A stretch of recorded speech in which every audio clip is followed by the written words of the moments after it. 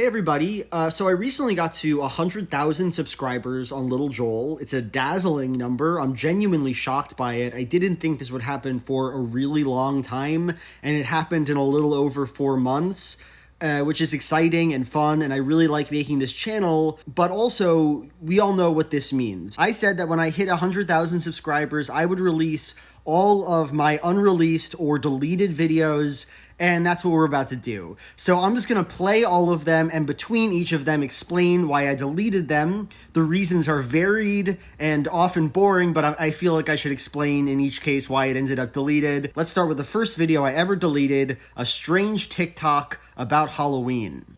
You know, I've been thinking a lot about this TikTok where this girl talks about how she doesn't want to practice Halloween because it has dark energies. And I'll play just a bit of it for you now. Let's talk about why I'm not celebrating Halloween. Now, I believe this holiday is the sort of holiday that if you say you're not celebrating, you're automatically seen as boring because it's been commercialized so much that people associate Halloween with fun, Halloween with enjoyment, right? But you've got to ask yourself, do I associate myself with darkness? Do I align with horror? And personally, I don't.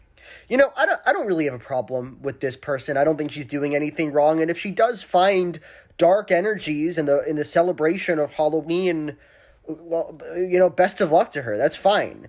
But what I do find interesting about this TikTok is the way that, you know, saying you don't want to do something kind of invents it as a concept, right? Halloween is, at its core, a holiday for children. You know, it's about children getting candy and going trick-or-treating. I'm not trying to say that adults shouldn't do anything on Halloween. I am trying to say that the things that adults do on Halloween are very normal. They go to parties, they put on a costume. Halloween is for children. No one's gonna care if you don't practice the Halloween customs, if you don't light the Halloween candle and sacrifice a lamb. You know, nobody's policing the celebration of Halloween for a 20-year-old human being, right? Nobody's doing anything to you. You're reacting fundamentally to nothing. And that's interesting to me, kinda. Like, the second that she rejects Halloween, the second she pushes it away from her life, she actually invents it. She produces this real, substantial Halloween that adults, really care about, and, she gives it meaning. The only way she can turn away from it is by giving it meaning. Okay, bye.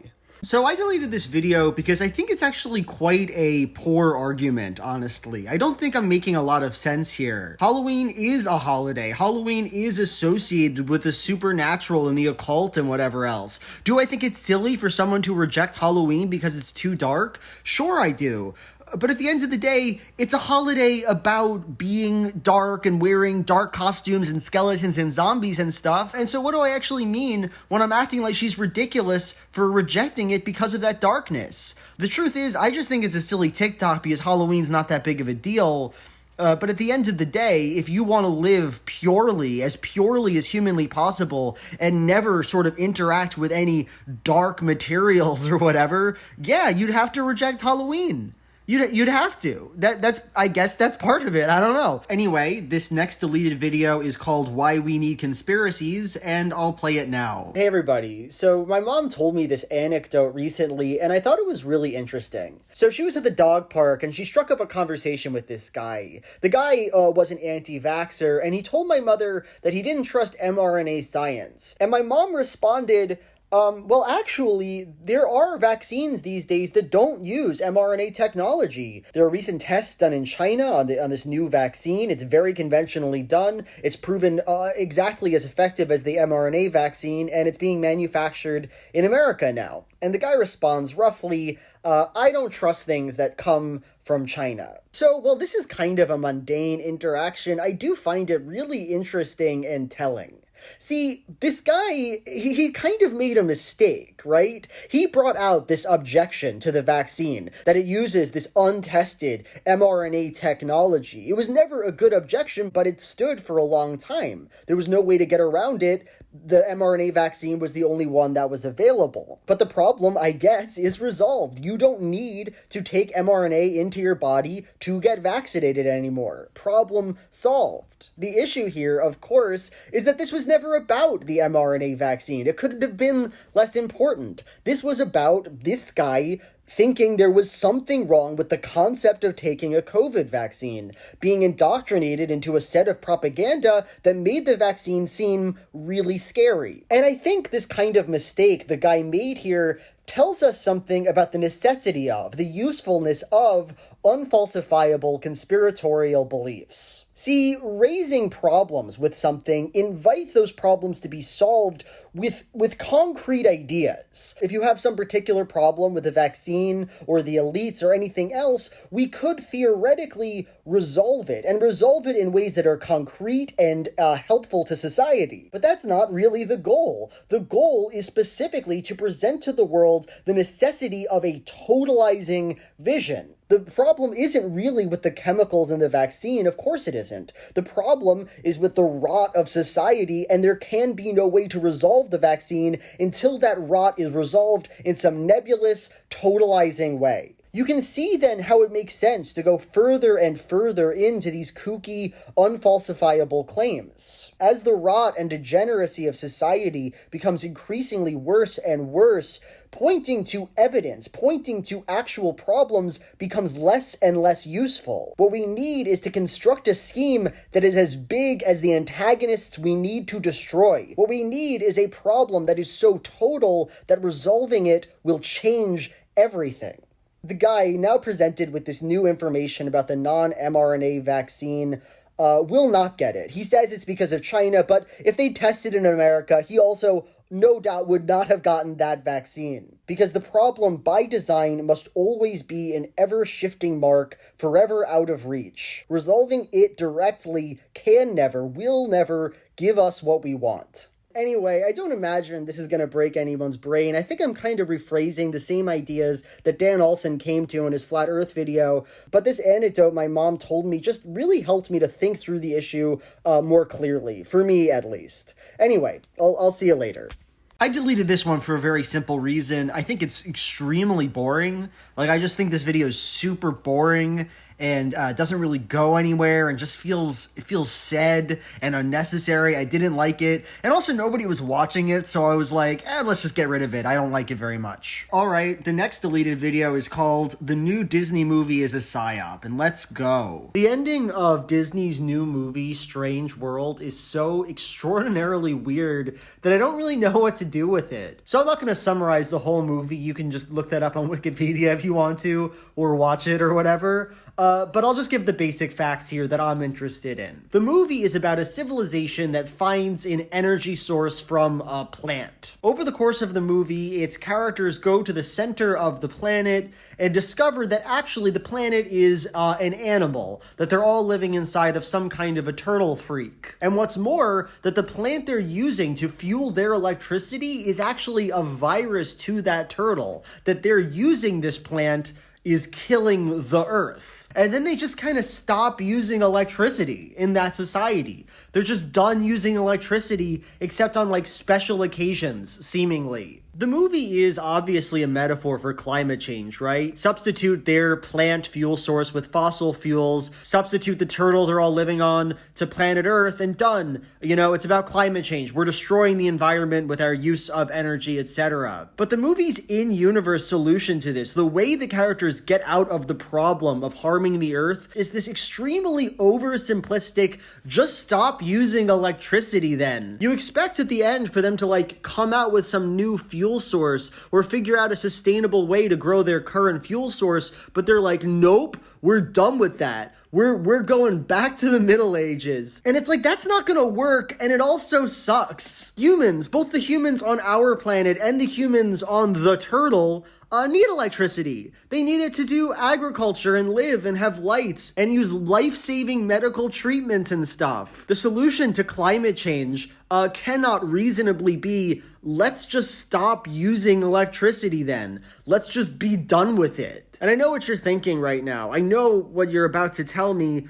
Big Joel, it's a children's movie. Of course it has a very simplistic metaphor. All they're trying to say is that if you're doing something that harms the earth, it's probably good to stop doing that thing, even if it causes you short-term losses. And that's a fair enough criticism, but at the same time, I kind of think it makes it worse. Children fundamentally understand what electricity is. They understand that the world is pervaded by it, and that it allows for all the good things in society. And so to have a movie whose ultimate message revolves around just don't use electricity then in order to resolve the planet's problem just makes climate action look way more scary and intimidating and unhelpful than it needs to look. All in all, it just comes off like a weird psyop that some conservative came up with to make climate action look as scary and horrifying as possible. You know, what if we convince the public and their children that doing something about climate change necessarily means destroying the entire world?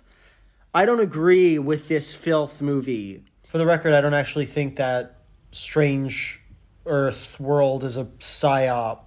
I'm just saying, you know what I mean? Like, I'm just trying to say the CIA, you know, metaphorically made this film. The CIA symbolically created it. Exxon produced it in spirit. I don't know how it was actually made. I'm just saying, you know, metaphorically speaking, Exxon made it. Bye. I deleted this video, and it's for the simple reason that I was wrong about the film Strange World.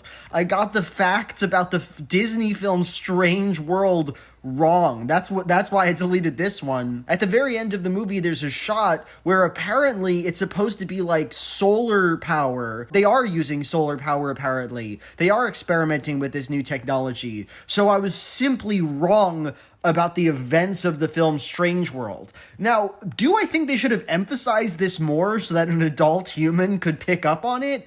Yes, I do think so. I think it's completely unclear what's going on in the movie, but that doesn't mean that my criticism was good. I simply got the contents of a Disney film wrong. So obviously I deleted the video. So the next deleted video is called My Gripe with the Satanists. Hey everybody, so today I thought I'd reveal to you one of the most annoying, pet peeve opinions that I have, and sort of leave it to you to hate me more than you did before you started this video. I don't love the Satanists. I don't love the Satanists. I do not love the Satanists. A few years ago, I released a video where I briefly talked about Satanists and how they worshipped Satan and stuff, and I was talking about them in conjunction with Christianity. I wasn't talking about any real groups of people. I was talking about the existence of Satanists within the Christian imagination. And I remember I got a good number of comments telling me Satanism really isn't all about worshiping Satan and loving Satan. It's about,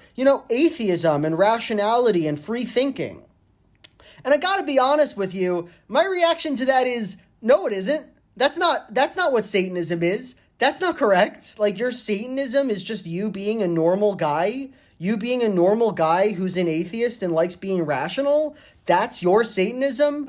Understand yourself with whatever you want, identify with whatever belief system you have, but come on, man. A Satanist is a guy who loves Satan. You can use it other ways, but it is not ever wrong to describe a person who loves and cherishes and worships Satan as a Satanist. That's what that means. You know what I mean? That's what it's all about. Satan. Do I think the Satanists need to stop? Yes. Am I going to die on this hill? Yes, I am. Yes, I am. Can I just add one more thing to this?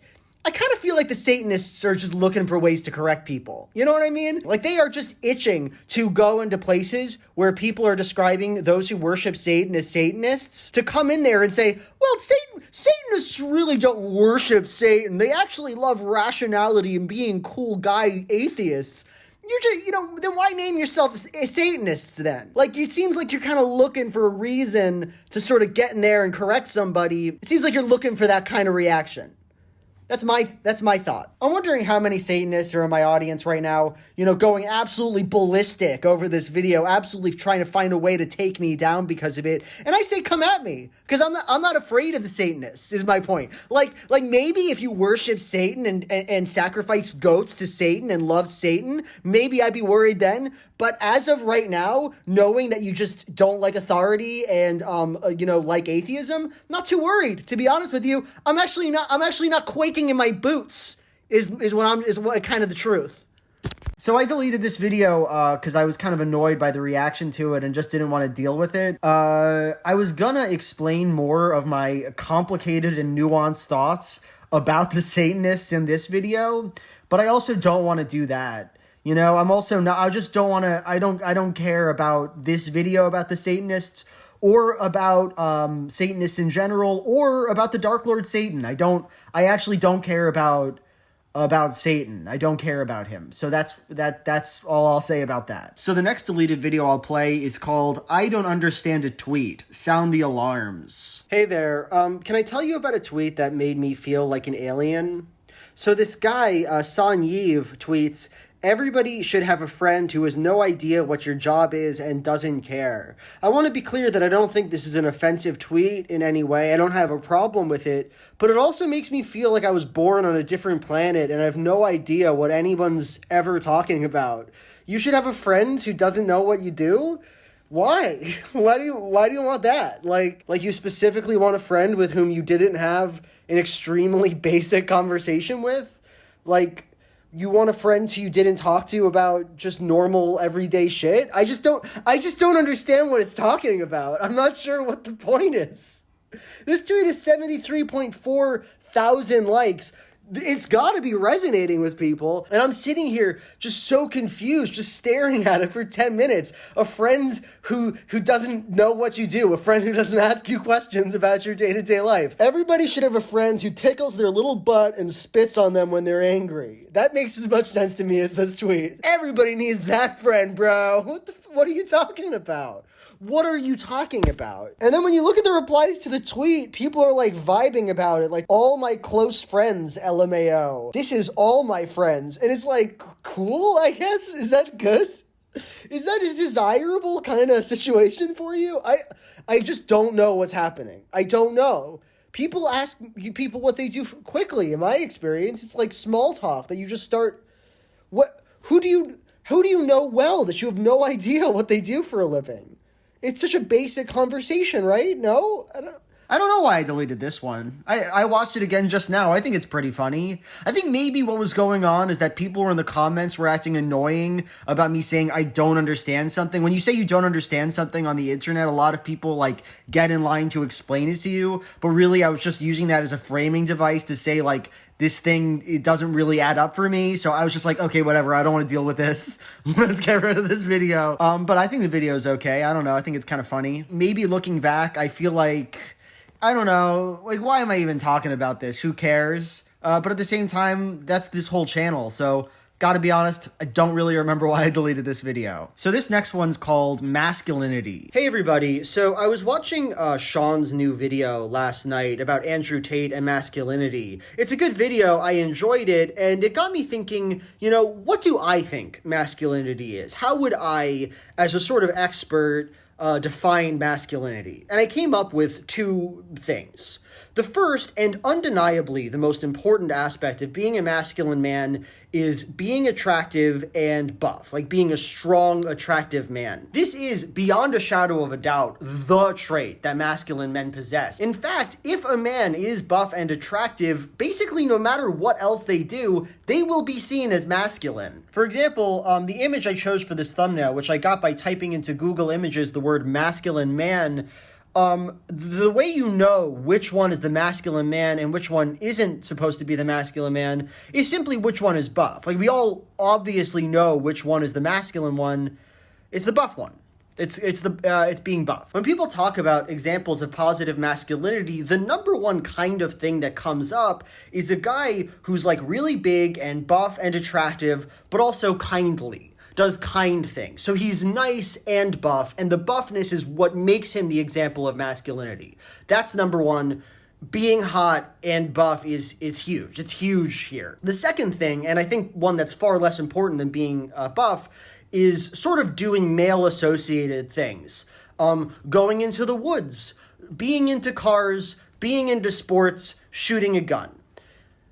That's masculine. I think we can all agree that those sorts of traits are very, very masculine, and they make you a masculine man. And if you're a cool guy who does those things, you will be championed as a sort of example of positive masculinity. And then I think that's it. Personally, I think that's everything. I don't believe in confidence or leadership abilities or integrity or anything like that. I don't think any of those things are masculine traits. I think it's being buff and going into the woods, and then like that's it. That's kind of it. I guess in conclusion here, I think that there's a lot of talk about what masculinity is and what positive masculinity is, but in my opinion, masculinity is surface deep. It's a number of very specific performed traits that we associate with men and being a hot man. To be clear, that's not to say there's anything wrong with being a masculine man. I don't got anything wrong with buff boys. I don't got anything wrong with woods boys.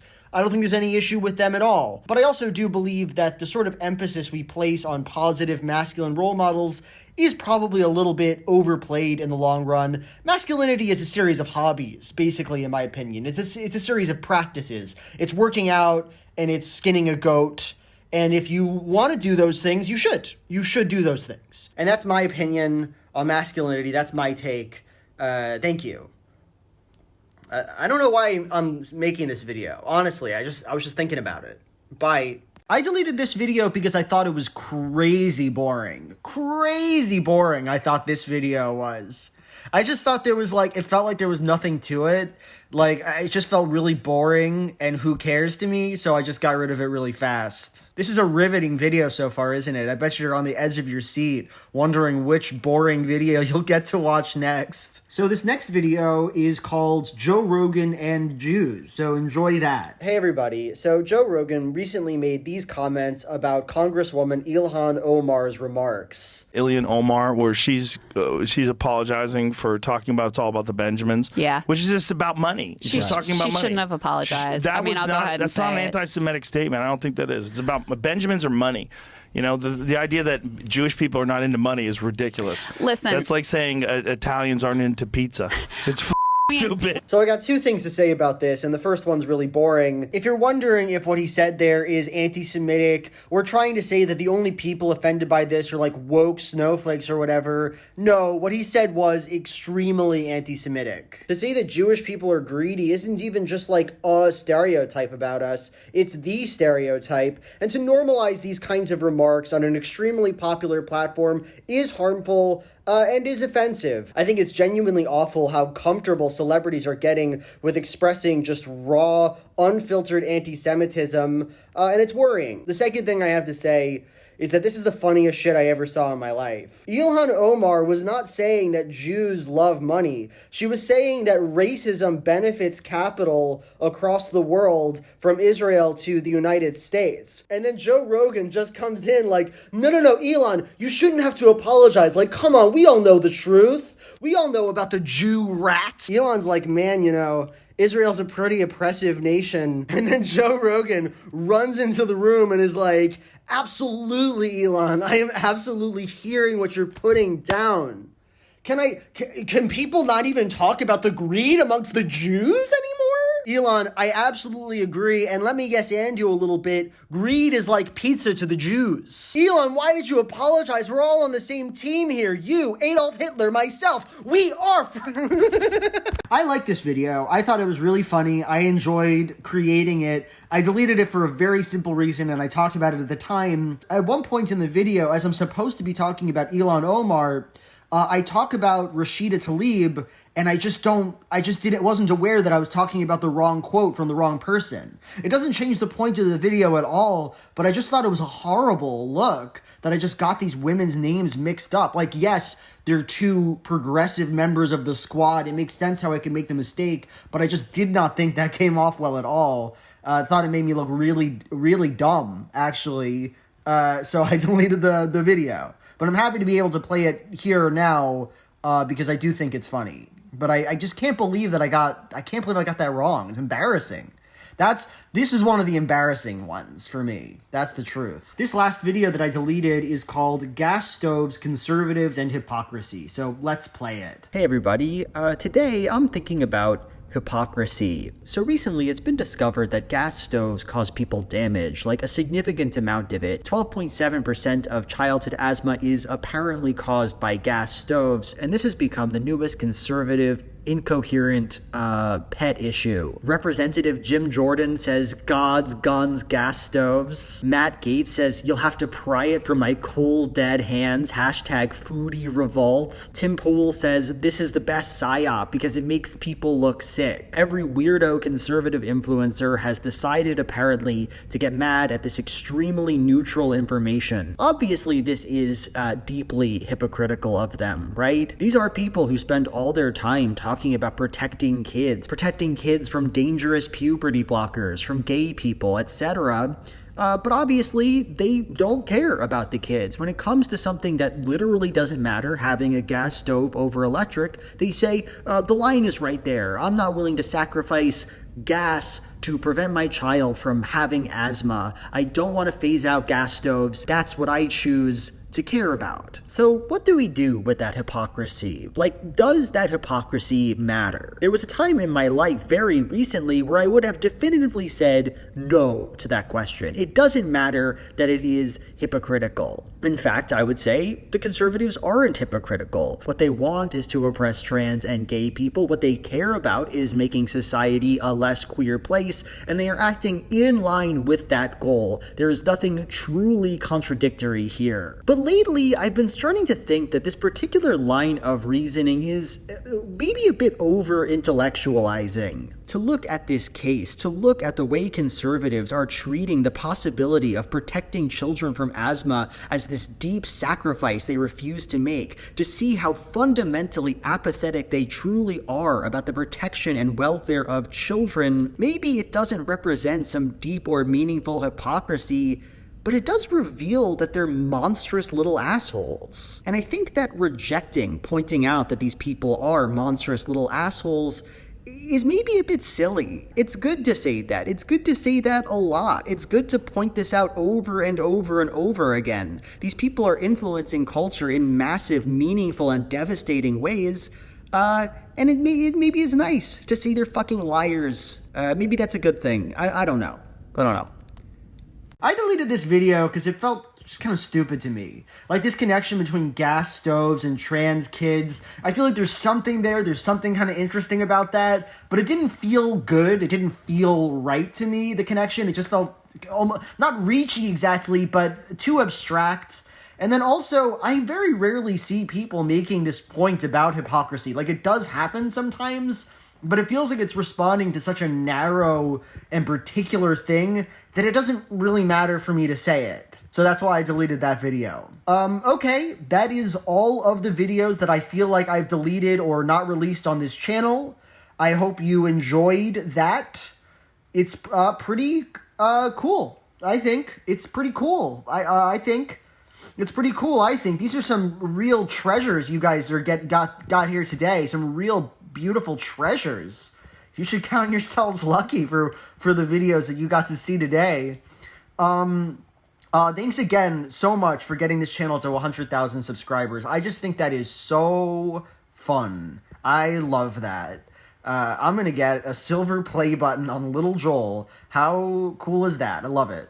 Anyway, I'll see you next time. Hope you have a cool day.